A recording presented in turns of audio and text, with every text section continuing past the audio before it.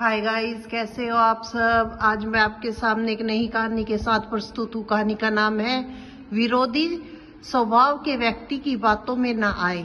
एक राजा के शयन कक्ष में एक जूं ने अपना डेरा डाल रखा था। वह राजा की शैया की सफेद चादरों में के बीच छिपकर रहा करती थी। राजा जब तक रात को सो जाता तो वह चुपके से बाहर निकलती और राजा का रक्त पीकर वापस चादर के बीच छुप जाती। राजा को अपनी शैया पर जूं के होने का आभास नहीं था। इस तरह जूं के दिन रात आराम से कट रहे थे।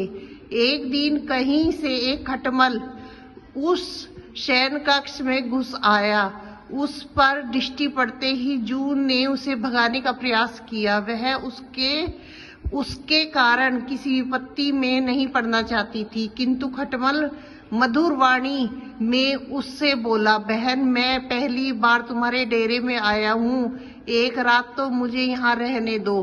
तुम तो रोज राजा का मीठा रक्त का पान करती हो, आज मुझे भी थोड़ा स्वाद ले लेने दो। जूं खटमल की चिकनी चुपड़ी बातों में आ गई। उसने उसे वहां रात भर रहने की अनुमति दे दी, किंतु साथ ही उसे आगाह करते हुए बोली, तुम यहाँ रह तो सकते हो, किंतु अपने चंचल स्वभाव पर तुम्हें नियंत्रण रखना होगा। राजा की जब गहरी नींद पड़ जाए तब मेरे रक्तपान करने के उपरांत ही तुम राजा का रक्तपान करना, पर ध्यान रखना कि रक्तपान करते समय राजा को कोई पीड़ा ना हो, अन्यथा हम दोनों मारे जाएंगे।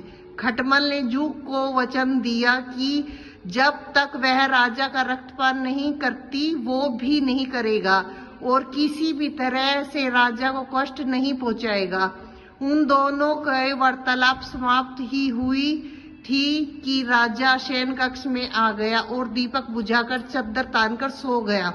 जूं राजा की नींद और गहरी होने की प्रतीक्षा कर रही थी, मगर खटमल की जीभ लोभ से तर हुई जा रही थी। राजा की मीठे रक्त के लोभ में वह अपना वचन भंग कर बैठा और जूं से पहले जाकर उसके पैने दांत गड़ा दिए। अचानक हुई पीड़ा से राजा तड़प उठ बैठा। उसने ततीरियों को बुलाया और कहा, इस शयन में अवश्य जूं या खटमल है।